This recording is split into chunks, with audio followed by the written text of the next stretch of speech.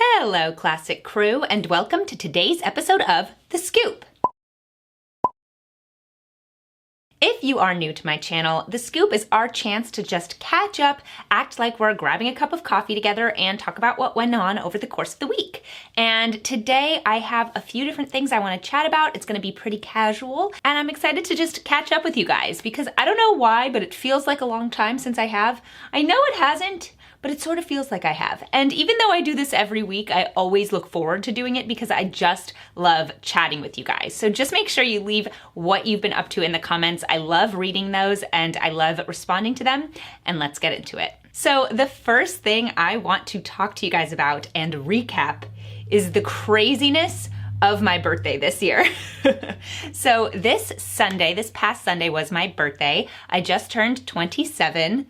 That's really weird to say. 27 feels like a big step to me. I don't really think of myself as 27. I think of myself as 24, maybe 24 like perennially. I feel like everyone has an age that they just think of themselves as that age. What's yours? Leave it in the comments. I'm really curious, but I think mine is 24. Maybe that's because I got married at 24. I'm not totally sure, but 27 feels really interesting, really funny. And so now that I am 27, I'm really happy with where I'm at. Thank God I'm married. I'm in a beautiful home with my husband. We live in a state that we really love and we're doing what we care about, and that's really cool. So 27 should be a good year, although 2020 has made that weird, and I haven't really had the opportunity to celebrate my birthday all that much, even though I have been given beautiful gifts from my family. But I wanted to talk to you guys about the day of my birthday. So the day of my birthday was actually one of my best friend's weddings, and I was really excited to celebrate with her. I thought that was a lovely idea that it would be on my birthday because now I never have to remember her anniversary. It's just my birthday. So that makes my life easier. And so it was actually across the country. Her wedding was in Los Angeles, and I needed to fly there and back on the same day.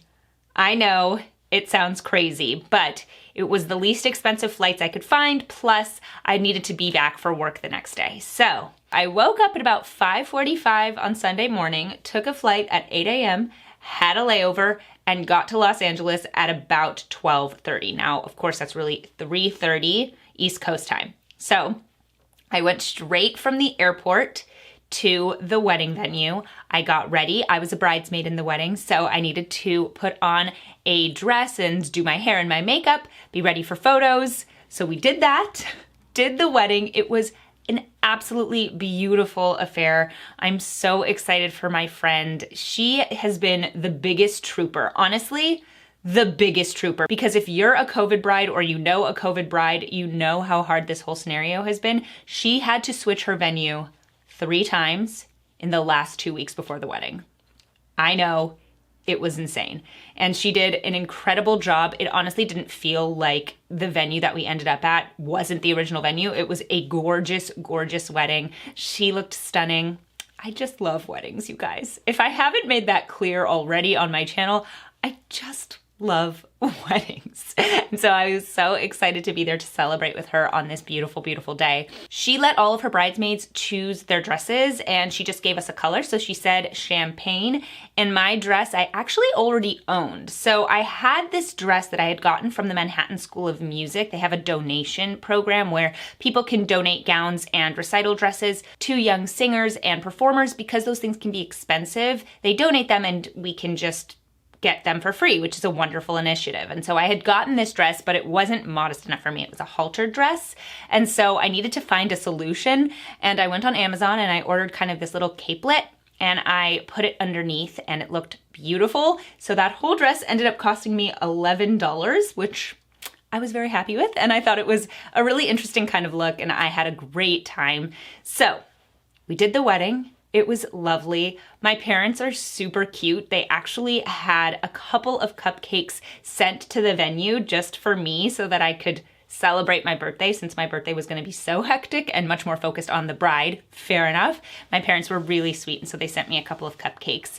And then I went from the wedding to the airport, where I then took a flight, had a layover, and got back to Virginia at 11:30 a.m. the next day. It was insane. And I've never had a travel itinerary that was that intense. Let me know in the comments, what's your craziest travel story? I don't know if this is my craziest, but it's definitely one of them because traveling that much, taking 4 flights in 24 hours is kind of insane. And I did it. I'm really proud of myself that I did. And I got to celebrate with my friend, which was awesome. So if my 27th year is as crazy as the first day of it was, this is gonna be an exciting year. I did want to mention this little sweatshirt thing. I got this for my birthday. My mom gave this to me and I have been loving it. It is so cozy and comfy. I got it at Kohl's. If I can find it, I will link it for you guys in the description box, but I just have been wearing it nonstop. It's so warm and just comfy and cozy for the season. So next up, I wanted to talk about my new bread maker.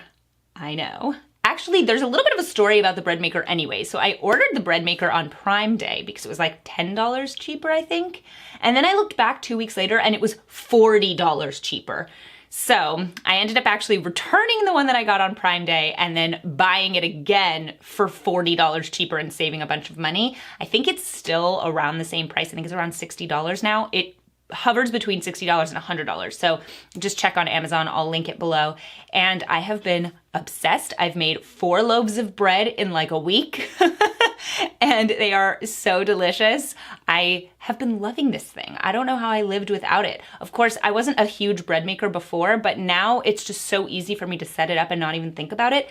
And I know a lot of people find making bread therapeutic. I'm someone who doesn't always have the time to just sit down and make bread. So having a bread maker and having freshly made bread is such a nice thing when I don't actually have the time to knead it and let it rise and all of that. I can just put it in the machine, turn it on, and then 3 hours later, I have a loaf of beautiful bread. I kind of love it. And I'd love to know if you have any great bread recipes. Let me know in the comments because I am loving making bread at home and I would love to hear if you guys have some good suggestions. Next up, I just wanted to remind you guys that my Classically Abby earrings, which I had on pre-sale a couple of weeks ago that I made with Rachel Lynn Jewelry, those are now retailing. So we had them for pre-sale a couple of weeks ago, then we closed sales for a week and now they're reopened and it's the perfect gift for friends, family, wives, girlfriends, moms.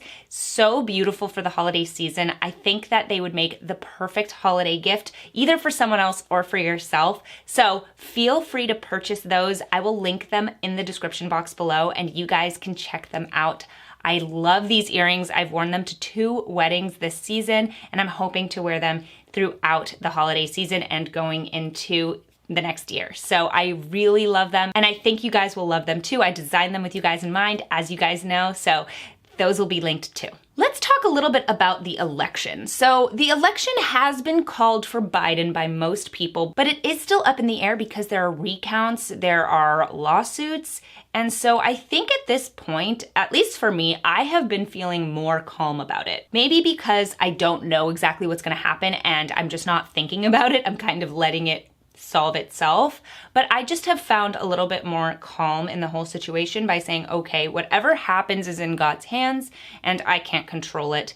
And it is very, obviously the election was incredibly close. I mean, we know even if Biden does win, even if he was the winner, that it was an incredibly close race, which is a very interesting thing. But the fact of the matter is we really can't call the election with all of these things up in the air. So I'm just kind of letting the situation be. Let me know in the comments how you guys are feeling about it. I'd love to hear. And that's it for today's video. I hope you guys enjoyed it. I know I kept it kind of short and sweet this week, but I would say that the biggest part of this week was my travel plans. So that was really crazy. And since then it's been mostly calm here at home. And I've just been mostly focusing on work, but I'd love to hear from you guys. Thank you guys so much for watching today's video. Please subscribe to my channel and blog if you haven't already. Head over to my Twitter, Instagram, and Facebook and follow me there. Hit that notification bell to get notified of all my new videos. Hit that like button. Please head over to classicallyabby.locals.com if you'd like to support my channel, see more of this content, and be part of our community. And I'll see you guys in my next video. Bye!